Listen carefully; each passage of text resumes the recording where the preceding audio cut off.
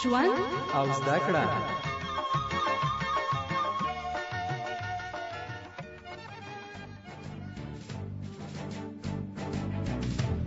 روغتیا او ژوند.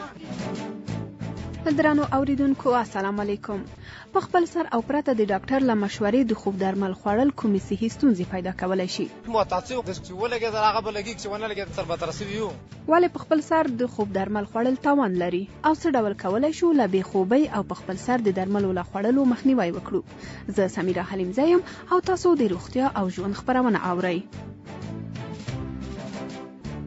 انسان خوب ته ضرورت لري. د خوب ضرورت د عمر په مختلفو مرحلو کې توپیر کوي. مثلا یو ماشوم ته شاوخوا 10 ساعته، ځوان او د منځنۍ عمر خاوند ته له 6 تر 9 ساعتونو پورې او د لوړ عمر کسانو ته 9 ساعته خوب ضرور دی. خو کوم کسان چې تر دې اندازه کم یا زیات خوب کوي دا د زیات خوب یا کم خوبۍ په معنا ده. خو د بې خوبۍ نښې کومې دي او په خپل سر د درملو خوړل کومې صحي ستونزې پیښولی شي؟ په دې اړه زموږ همکاري وحیدې صابر له څو کسانو سره خبرې کړې دي. خپل ځان معرفي کړئ. عبدالرحیم یم د پکتیا ولایت. کله تاسو بې خوبه شوي یاستئ؟ ما خو ډېر وخت یعنې بې خوبي تېره کړې ده، یعنې 3 ورځې د دې شپې زه یم موده شوی. بیا د خوب د خودسرانه دوا نه ګټه اخیستې مو دي؟ والنټین مې اچولي، دواخانه کې مې اخیستې. په خپل سر بیا مات شول، وره شپه عادت شوی یم ورسره. څه حالت بیا در باندې راغلی دي؟ نقصان یې دا کړی چې کله راوچت شومه سهار کې مازغه به مې ورکم ته خراب وکړ چې ناکرار به وم.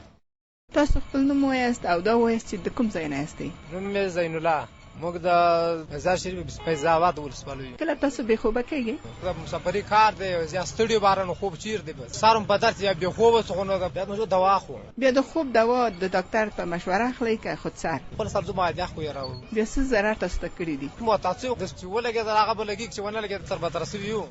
د یو شمېر کسانو په وینا بې خوبي د حوصلې د کموالي او سردردي سبب کېدای شي، مګر په خپل سر او د ډاکټر له مشورې پرته د خوب درمل خوړل هم د ګنګسیت، شدیدې سردردۍ او ان په درملو د روږدي کېدو سبب کیږي. د مزار شریف ښار په پولی کلینیک کې د رواني او عصبي ناروغیو متخصص ډاکټر حمایت محمد نظر لري چې په خپل سر د خوب درمل خوړل ډیر تاوانونه لري. دا دواګانې سبب کیږي چې خلک ګنګسیت پیدا کی، کمزوری د ذهنی پیدا کی، افسردگی پیدا کی یا زړه پیدا کی. کولای شي چې د سترګو دید تغییر کی، یعنی سترګو په سم ویني، کله کله سردردی ورته پیدا کی او نور رواني مشکلات که د څه ډیر وخت لپاره استفاده شي. خو هغه ډیر شدید حالت چې دا دی چې شخص معتادی. یو غټ مشکل دا دی چې د اجتماعي لحاظه د ژوند او کار او هغې نه لرې کېږي، خپله اجتماعي روابط کمیږي. اجتماعي روابط چې کم شو طبعا اقتصاد باندې، تعلیماتو باندې، نورو شخصي او فامیلی پروسې باندې تاثیر لري او دا شخص یو عاطل او باطله شخص کېږي.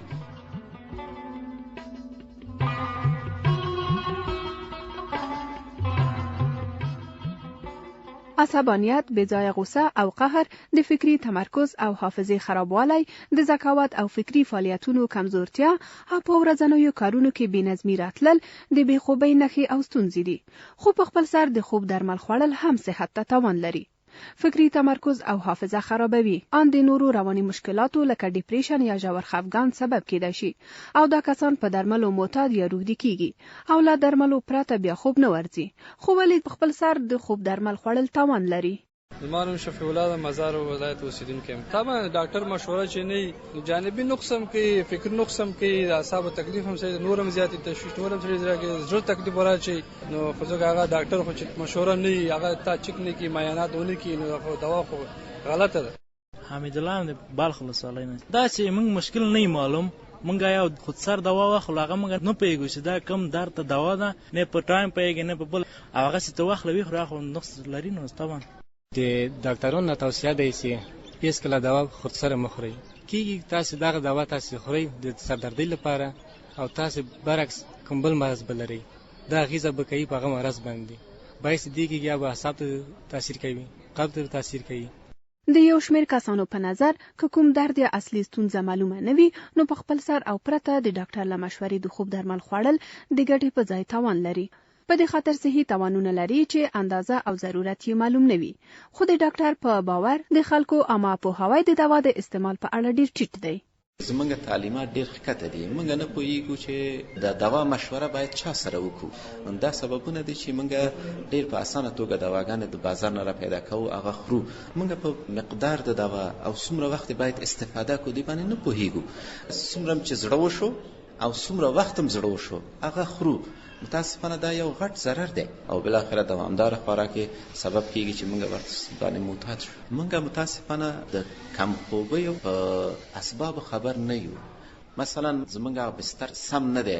کله کله شخص افسردگی لري، استراب لري یا انزایټي لري. دا علتونه دي چې ځوانان به د طبي پوهې زی او د واګان استفاده کوي. متاسفانه موږ بې وزله خلک یو، دې لپاره چې د یو ډاکټر یو 200 فیس یا یو نیم سل فیس نه مخکې شو موږ زو 10 روپۍ یا 20 روپۍ د خوب دوا اخلو او هغه استفاده کوو چې بل اخره یو وخت راسي چې موږ دې باندې معتادیږو.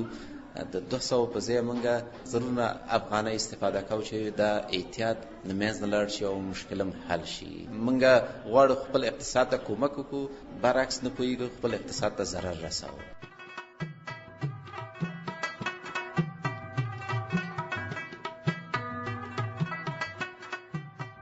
درنو اوریدونکو، تاسې د روغتیا او ژوند خبرونه اورئ چې د افغانستان په تعلیمي مؤسسه کې جوړیږي. په خپل سر او پرته د ډاکټر له مشورې د خوب درمل خوړل فکری تمرکز او حافظه خرابوي.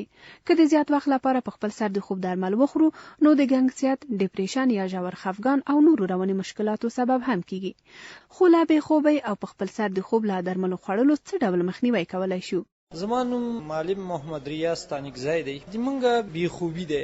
بې له دوا نه زه خپله داسې یو کوشش کوم لکه څنګه مې چې عام اورېدلي دي په شیرګرمو اوبو باندې د شپې له خوا نه فرض که په ځان باندې اوبه اچول، بستر ځان ته ښه یا چینج کول دیجې کې خوند نه کوي، یا یو کتاب لوستل او یا یو برنامه اورېدل او یا نرم بالغ ځان ته جوړول. سره وخت زه خو معلم یم، بیا د شپې زه مطالعه کوم.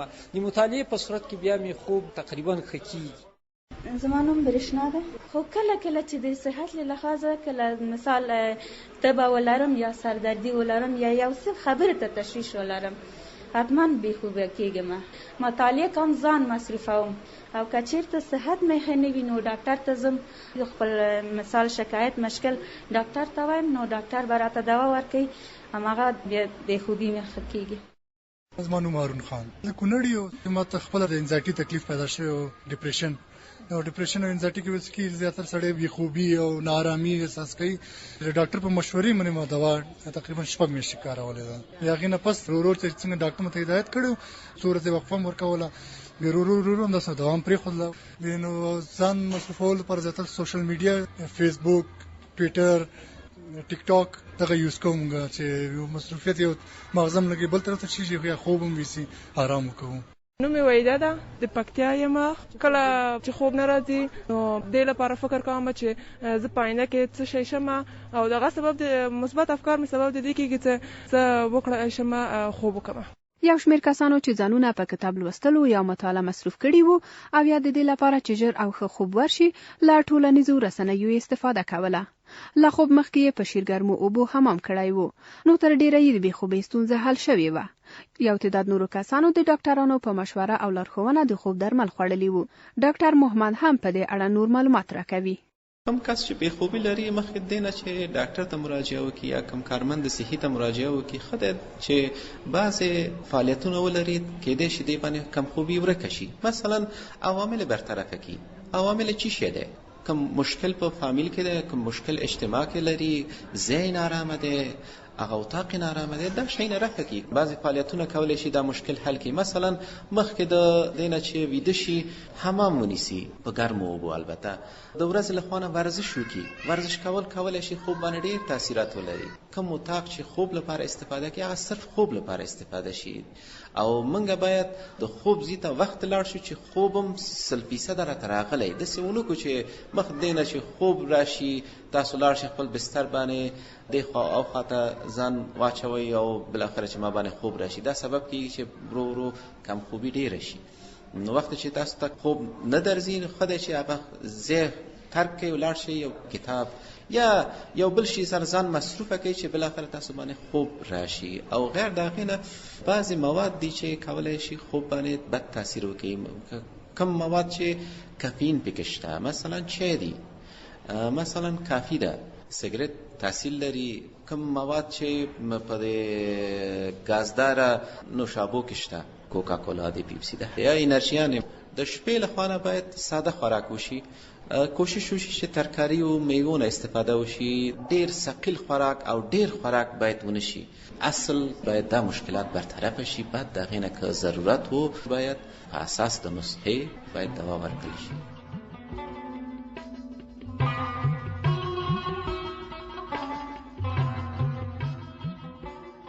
د ډاکټرانو په وینا درمل له کیمیاوي موادو جوړیږي او هر دوا خپل جانبي عوارض لري. که د ډاکټر له مشورې او لارښوونو پرته وخوړل شي نو ناروغ ته له صحي پلوه زیان رسولی شي. که د شپې لخوا سخت هضمه یا ثقیل خواړه ونه خورو، پرخوري ونه کړو، داسې خوراکونه وخورو چې په اسانۍ هضمېږي، له چایو، قهوې او کافیو استفاده ونه کړو، سګریټ ونه څښو، تشویش ونه کړو، د خوب ځای ته له ورتګ مخکې مطالعه وکړو، په شیرګرمو اوبو حمام وکړو، نو تر ډیره به مو له بېخوبۍ مخنیوی کړی وي. خو که بیا هم دا ستونزه حل نشوه نو باید مربوطه ډاکټر ته لاړ شو څو مو د بېخوبۍ اصلي علت معلوم شي. بیا د ډاکټرانو له مشورو او لارښوونو سره سم په ټاکلې اندازه او مشخصو وختونو د ډاکټرانو لخوا د خوب راکړل شوي درمل وخورو نو د بېخوبۍ ستونزه به مو تر ډیره حل شي.